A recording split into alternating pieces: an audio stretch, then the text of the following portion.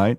If you have the ability to leave, you can go to a different place. Why don't you choose? Why do 2 million people in Gaza being bombed every single day for 100 days? Why don't they leave? Because that's their land, right? So you can be living in a very shitty situation, but you will not leave because you know that you're not going to get back again. There's those people living in Gaza, 2.2 million people. They're living under subhuman conditions. They could leave. As a matter of fact, everybody pushing them to leave through Sinai and said, oh no, we will not leave because this is our land. Sometimes you get connected to the land and it doesn't matter how bad. So to answer your question, why don't you leave? Because that's their land. Yeah, I'm talking about the Arabs in Israel. But because they consider that still their land. Yeah, but there's so many different ways we can have this conversation. But everything for me comes down to socioeconomics, okay? To me, I'm always wondering, why is the Palestinian plight at the forefront of the news? Right now we're starting to see Yemen in the news. People don't realize for 10 years there's been a civil war with the Houthi rebels, Saudis, Sunnis, Shiites, Iranian-backed militants killing each other. Never in the news. Syria, tens and tens of thousands, hundreds of thousands of people murdered. We know what's going on in Iraq, what's going on in Afghanistan. This is not an anomaly in the Middle East. But in my opinion, humbly, with all due respect, what's going on in Gaza is the equivalent of BLM in the States. What do I mean? So, black on black crime. Every single weekend in Baltimore, in DC, in Chicago, you name the city, there's black on black crime. Let one cop kill a black guy, George Floyd, national, international news. In the Middle East, Yemen, Syria, Lebanon, you name it, Iraq, every day, Muslims are killing other Muslims. A lot of it is Islamists, fundamentalists. There's no marches, there's no protests, but Israel defends itself after October 7th, and I've seen you condemn Hamas for October 7th, but you've also sympathized with the Palestinians, as you should. But all of a sudden, that's the biggest story in the news. Why the distinguishment? Why can't Muslims say... There's a difference between comparing conflicts, civil war, and then allowing another country to bomb you from the sky every single day for 100 days. You cannot compare the both. And actually, your tone of voice, when you say, oh, there is like black on black, Arabs killing each other, in your undertone is saying, yeah, they don't deserve to live, so let's Israel kill them. 0%. This is exactly 0%. what you're saying. No, this is what that's not what I said. No, this is what I'm saying. I asked a question, you're reading into my tone. You have absolutely no sympathy for the Palestinian killing because that's not true. Don't put words in my mouth. No, seriously. I 100% have sympathy. Your entrance into this conversation is extremely racist because you say, well, Arabs have been killing each other. First of all, the Arabs have been killing each other. These are called either proxy wars or civil wars. But this is different because the America is not standing behind Saudi Arabia voting every single UN resolution like Israel. Israel is killing Palestinians and nobody can do anything for them in the UN or the Security Council. Right? You can talk about how Saudis are killing the Houthis or the Yemenis or how Iran. But when they go to the Security Council, America doesn't use the veto. You know how many vetoes did America use since the inception of the Security Council? How many? Tell me. 88. How many of those were they used in order to protect Israel from a veto? 0. 56. Oh. The superpower of the world over 50 years used more than 65% of its veto power to protect one country. You cannot compare both. So why do you think that is? Why is Israel so aligned with Israel? I'm sorry, why is U.S. so aligned with Israel over Gaza? I don't know. I mean, there's like a million. Ask yourself. There's a million. Why? So why? I want to know. Tell me. Because they're white like them? Are they allowed to put people? Who's white? Well, I mean, a lot of Americans consider Israel is the white. But you know for a fact. I know. Most Israelis are Sephardic and are brown. It's the perception. So it's bullshit. It's the perception. Exactly. It's a perception. So this is how Israel promotes itself. We are we are a democratic country. I have never seen a secular or democratic country that would actually give contraception shots to its own citizens, to their Ethiopian Jews, and make them not to reproduce. And until 2013, they have confessed doing that. They have been doing this for 10 years. That is not a democratic country.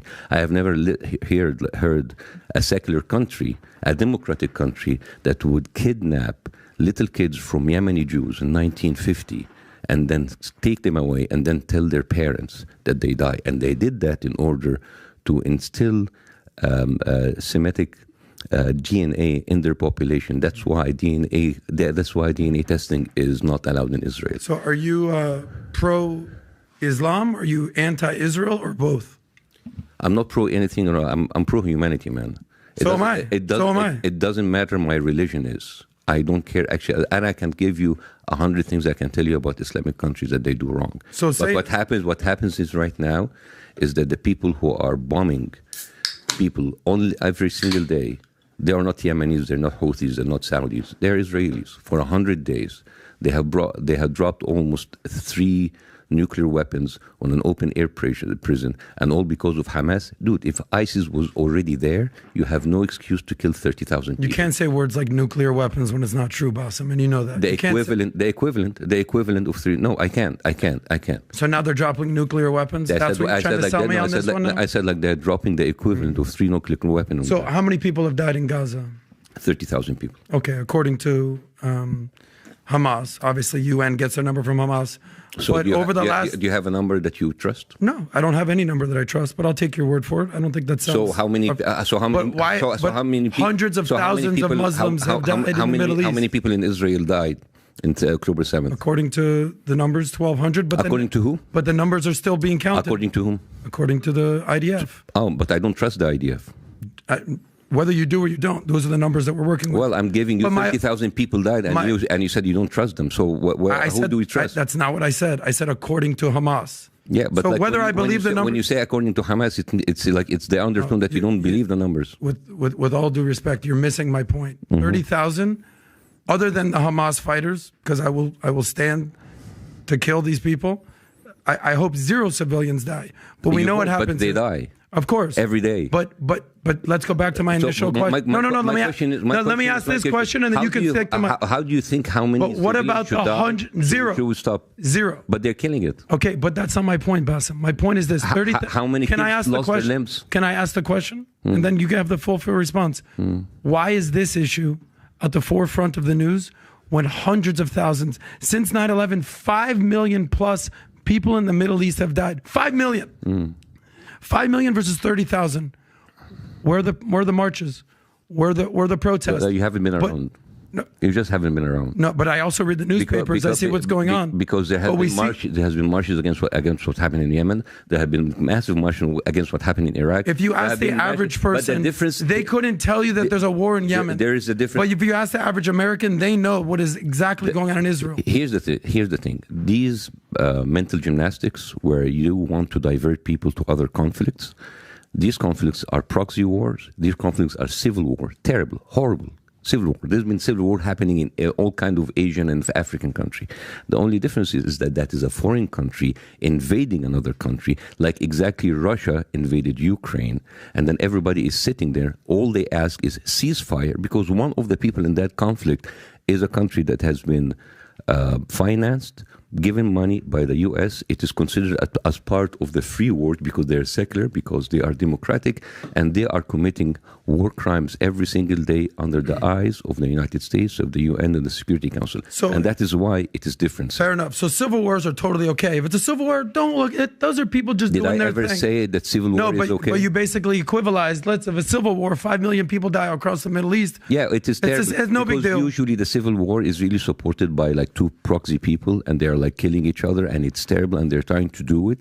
And at the same time, those people are not just like killing them, they're killing them, wanted to push them out, openly saying that we are going to push the Palestinians into the Sinai. Basically, that is my country.